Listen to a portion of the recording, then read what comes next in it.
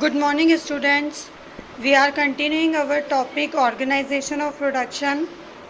We already read about land, labor and physical capital. Now the fourth requirement is you will need knowledge and enterprise to be able to put together land, labor and physical capital. आपको knowledge चाहिएगी और आपको ideas होने चाहिए कि किस तरीके से आप लैंड, लेबर और फिजिकल कैपिटल को एक साथ मिला करके आउटपुट तैयार करें और प्रोडक्शन को क्या करें, बढ़ाएं. And produce an output either to use yourself or to sell in the market. और वो प्रोडक्शन आप अपने आप के लिए भी कर सकते हैं और बाजार में सेल करने के लिए भी कर सकते हैं. These days is called human capital. मतलब ये जो पूरा होगा ना, जो अभी आपने पढ़ा कि जो लोग सोचेंगे, मतलब जिसके पास नॉलेज होगी इन तीनों को, लैंड, लेबर, कैपिटल को मिलाने का, जिसका दिमाग होगा वो कौन कहलाएगा, ह्यूमन ऑब्वियसली. और जो ये काम करेगा वो ह्यूमन कैपिटल कहलाता है. इसके बारे में हम नेक्स्ट चैप्टर में और पढ़ेंगे. In the picture identify the land, labour and fixed capital used in production. इस पिक्चर को देख के बताइए कि इसके अंदर लैंड, लेबर और फिक्स्ड कैपिटल कैसे यूज आ रहा है, या मतलब क्या क्या चीजें हैं प्रोडक्शन के लिए. तो देखिए नीचे 1.2 इधर पिक्चर देकर लिखा हुआ है फैक्ट्री. मतलब फैक्ट्री दिखाई दे रही है किसके अंदर, फिक्स्ड कैपिटल के अंदर. सेवरल लेबर्स दिखाई दे रहे हैं, बहुत सारे लेबर्स दिखाई दे रहे हैं, मशीन्स दिखाई दे रही है. तो ये क्या है, बता रहा है कि किस तरीके से लैंड, लेबर और फिक्स्ड कैपिटल जो है वो मिलकर के प्रोडक्शन करते हैं. Every production is organised by combining. हर एक प्रोडक्शन इनको कंबाइन करने से ही बनता है कि इनको लैंड, लेबर, कैपिटल और ह्यूमन कैपिटल को, फिजिकल कैपिटल और ह्यूमन कैपिटल को, which are known as factors of production. और इन्हें फैक्टर्स ऑफ प्रोडक्शन भी कहा जाता है. अगर मैं आपसे पूछूं कि name the factors of production, तो आप क्या क्या लिखेंगे, land, labour, physical capital and human capital. Human capital के अंदर दोनों चीज आ जाती है. क्या, एंटरप्रेन्योर आ जाता है कि आइडिया. एंटरप्रेन्योर किसको कहते हैं, the one who has the idea to organize or to combine the land, labor and capital in a significant manner so that he can produce or he can do some production or he can produce some goods or services. As we read through the story of Palampur, जैसा कि हमने पालमपुर की story में देखा, we will learn more about the first 3 factors of production. हम 3 जो production के factors हैं उनको समझ पाए हैं उसकी जो स्टोरी थी उससे. For convenience we will refer to the physical capital as the capital in this chapter. और हम इस चैप्टर के अंदर थोड़ा इजी चलने के लिए फिजिकल कैपिटल को फिजिकल कैपिटल नहीं बोल करके कैपिटल बोल लेंगे. ठीक है. अभी देखिए मैंने इससे पहले जितनी भी बार बोला लैंड, लेबर, कैपिटल ही बोला, फिजिकल कैपिटल नहीं बोला है ना. वैसे ही ये बुक कह रही है कि आगे भी हम जो फिजिकल कैपिटल है उसको क्या बोलेंगे, कैपिटल बोलेंगे. ठीक है. Next, farming in Palampur. अब देखते हैं फार्मिंग पालमपुर के अंदर. First, land is fixed. सबसे पहले तो ये फिक्स्ड कैपिटल है. देखो फिक्स्ड कैपिटल क्यों कहा जाता है लैंड को या मशीन्स को या बिल्डिंग को, क्योंकि इसे हिलाया नहीं जा सकता. मतलब मूवेबल नहीं है ना एक जगह से दूसरी जगह. अब आप बोलो कि मशीन तो मूवेबल है, हाँ है, लेकिन वो क्या है, हैवी इन वेट है. ठीक है. और मुश्किल है. जैसे बड़ी बड़ी मशीनों को एक बार कहीं जाके फिक्स कर देना तो उनको थोड़ा सा इधर उधर करने में क्या होता है, प्रॉब्लम होती है. और प्लस क्या है कि उनमें बहुत बड़ा अमाउंट लगता है. मैं आपको ऑलरेडी बता चुकी हूँ. तो ये सारी चीजें जो कैरेक्टरिस्टिक्स है वो फिक्स्ड कैपिटल की होती है. Farming is the main production activity in Palampur. Palampur में प्रोडक्शन एक्टिविटी में सबसे मेन एक्टिविटी कौन सी है, फार्मिंग. ये हम पहले इंट्रोडक्टरी पार्ट में पढ़ चुके हैं. 75% of the people who are working are dependent on farming. 75% वहाँ की पॉपुलेशन किस पे डिपेंडेंट है, फार्मिंग पे. उनकी जो लाइवलीहुड है, कमाई है, वो किस पे डिपेंड करती है, फार्मिंग पे. दे कुड बी फार्मर्स और फार्म लेबरर्स. वो क्या हैं, किसान हैं या फिर फार्म लेबरर्स यानी खेत पे काम करने वाले जो मजदूर हैं वो हैं. The well being of these people is closely related to production on the farms. The well being of these people is closely, इनका अच्छा होना या इनके अच्छे के लिए, ठीक है, वो किस पे डिपेंडेंट होता है, फार्म्स की प्रोडक्शन पे. मतलब इनकी जिंदगी कैसी होगी या ये मतलब इनका जो पूरा आप कह सकते हैं कमाई या फिर इनके वेलबींग, मतलब इनका जितना भी अच्छापन है. वेलबींग मतलब ऐसे अच्छापन नहीं कि नेचर से अच्छापन नहीं, मतलब ये इनकी जो पूरी आजीविका है वो पूरी किस पे निर्भर करती है, जो फार्म से प्रोड्यूस होगा, जो कुछ भी प्रोड्यूस होगा, प्रोडक्शन होगा, उसके ऊपर closely related to the production of the farm. Farm पे जो कुछ भी प्रोड्यूस होगा उस पर डिपेंड करती है। But remember that there is a basic constant in raising farm production, that there is a basic constant in raising farm production. Land area under cultivation is practically fixed. Since 1916 Palampur, there has been no expansion in land area under cultivation. By then, some of the west lanes in the village had been converted to cultivable land. There exists no further scope to increase farm production by bringing new land under cultivation. देखिए, पर याद रखिए farm production के अंदर एक बहुत basic constant है, that is land, and land is fixed, means for cultivation land area is fixed. Since 1960 तक पालमपुर के अंदर कोई भी कल्टीवेशन लैंड एक्सपैंड नहीं हुई। इसका मतलब क्या है, जो लैंड एरिया था कल्टीवेशन के लिए वो एक्सपैंड नहीं हुआ। बाय देन, लेकिन उसके बाद में वेस्ट लैंड को कन्वर्ट किया गया किसके अंदर, कल्टीवेबल लैंड्स के अंदर। मतलब फार्म प्रोडक्शन को बढ़ाने के लिए वेस्ट लैंड को कन्वर्ट किया गया किसके अंदर, कल्टीवेबल लैंड के अंदर। लेकिन अब there exist no further scope, लेकिन अब कोई स्कोप नहीं है इन फार्म लैंड्स के बढ़ने का जिससे कि फार्म प्रोडक्शन को बढ़ाया जा सके। To increase farm production by bringing new land under cultivation, यानी अब कोई भी ऐसी लैंड पालमपुर में बची नहीं है जिसे कल्टीवेशन लैंड में कन्वर्ट किया जा सके, जिससे कि हमारा फार्म प्रोडक्शन बढ़े। इधर आ जाइए, ये पर्पल कलर का बॉक्स आप देख रहे हैं, इसके अंदर आपको बताया गया है कि लैंड को नापने का, यानी उसके मापने का या फिर मेजरिंग जो यूनिट होती है लैंड की, इंग्लिश में बात करें तो उसे क्या कहते हैं, हेक्टर। क्या कहते हैं, हेक्टर। अगर हम लोकल डायलेक्ट में इस हेक्टर की बात करें तो इसको लोकल डायलेक्ट में कहा जाता है बीघा, यानी जमीन को किस नाम से नापा जाता है, किस यूनिट से नापा जाता है, इंग्लिश में हेक्टर, और हिंदी या लोकल डायलेक्ट की बात करें तो इस यूनिट का नाम है बीघा, कि कितना बीघा जमीन है आपके पास, ऐसा, ठीक है। और 1 हेक्टर किसके इक्वल होता है, तो इसमें बताया गया है कि 1 Hector equals the area of A square, मतलब 1 हेक्टर इक्वल होता है एरिया ऑफ स्क्वायर के, जहां पर स्क्वायर की एक साइड की इन्होंने कितने मीटर बताई गई है, लेंथ 100, कितनी बताई गई है, 100। मतलब इसने कहा है कि जिस स्क्वायर की एक साइड 100 मीटर की है वहां पर area of square is equals to 1 hectare है। It means area of square का फॉर्मूला क्या होता है, साइड इंटू साइड। क्या होता है area of square, side into side, या फिर साइड का स्क्वायर भी बोलते हैं। तो एक साइड आपको दे रखी है 100 मीटर की, 100 इंटू 100 कितना हो गया, 10,000। It means 1 hectare is equals to 10,000। समझ में आया। मैं इसको आपको एक बार ऐसे भी सॉल्व करके बता देती हूँ। देखिए, यहाँ पर बोला गया है 1 हेक्टर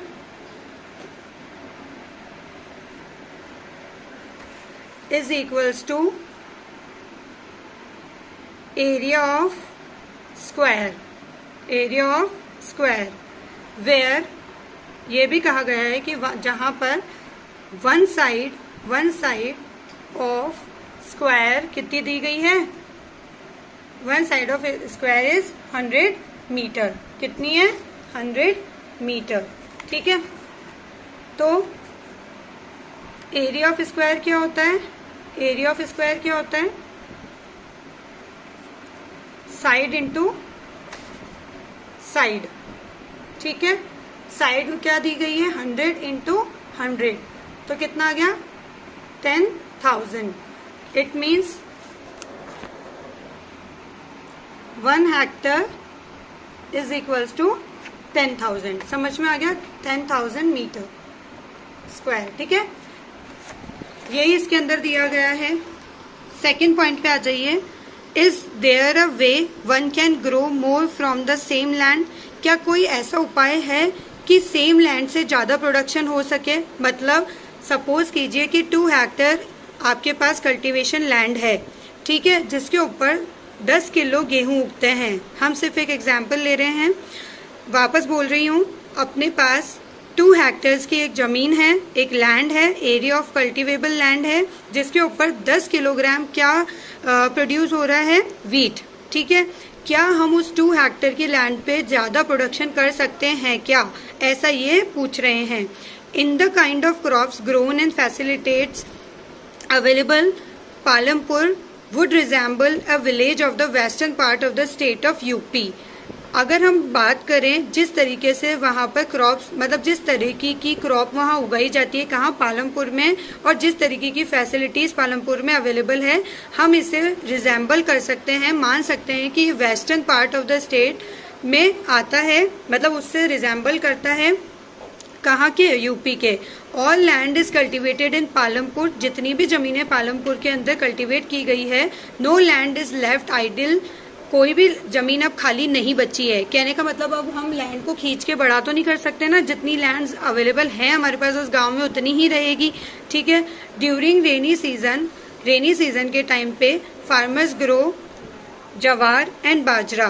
कौन सी फसल उगाते हैं, jowar and bajra. These plants are used as cattle feed.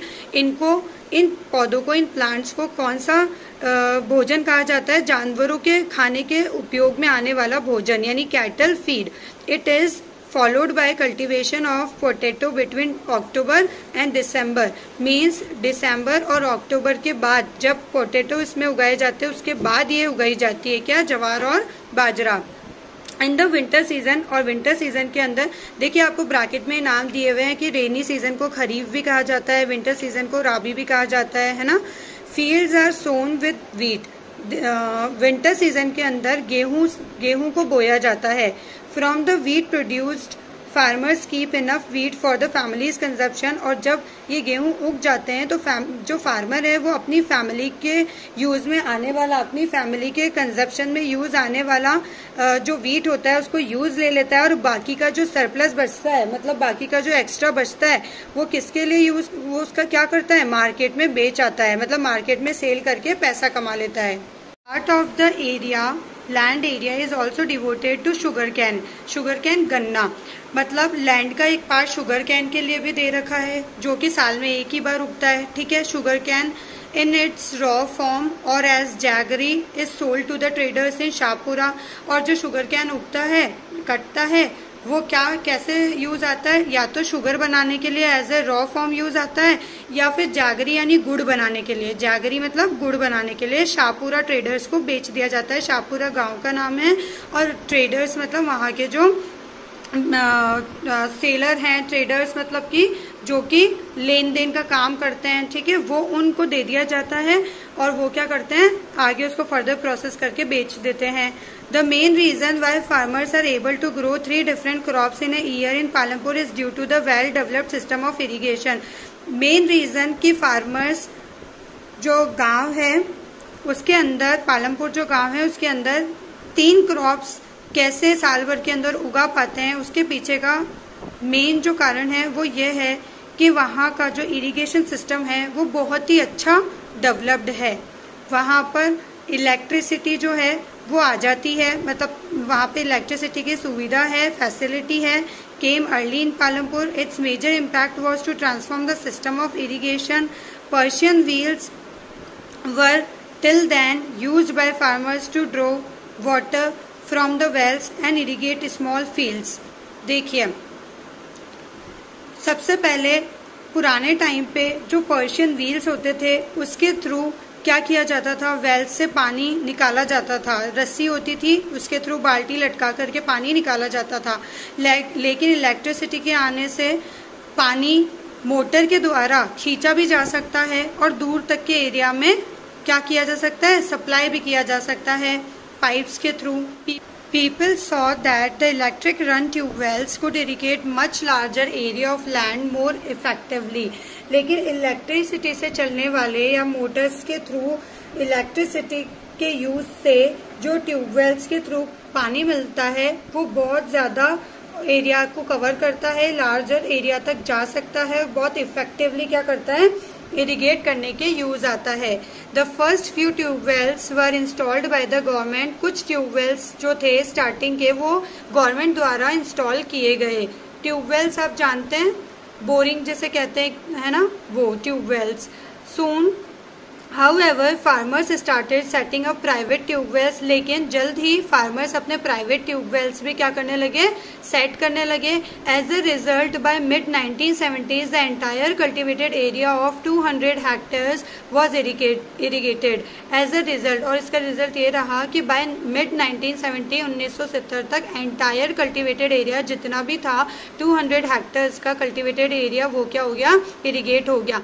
तो कहने का मतलब पहले बिना इलेक्ट्रिसिटी के पर्शियन व्हील को यूज़ करके वेल्स में से पानी निकालना मुश्किल होता था, लार्जर एरिया तक वाटर जो है वो अवेलेबल नहीं हो पाता था और इतना इफेक्टिवली फार्मिंग नहीं हो पाती थी, क्योंकि पालमपुर के अंदर इलेक्ट्रिसिटी अवेलेबल है, फैसिलिटीज़ अवेलेबल है, वहाँ पर ट्यूबवेल्स हैं जो कि किससे चलते हैं, मोटर जो होती है पानी की वो किससे चलती है, इलेक्ट्रिसिटी से चलती है, और वो ट्यूबवेल्स से पानी निकाल करके लार्जर एरिया तक इफेक्टिवली पहुंचा देती है। इस वजह से क्या हो गया, वहाँ पर इरिगेशन फैसिलिटी जो है बहुत अच्छी अवेलेबल है, वेल डेवलप्ड है, इसलिए वहाँ का जो एरिया है वो बहुत अच्छे से क्या हो गया, इरिगेट हो गया। पर्पल बॉक्स पे आ जाइए।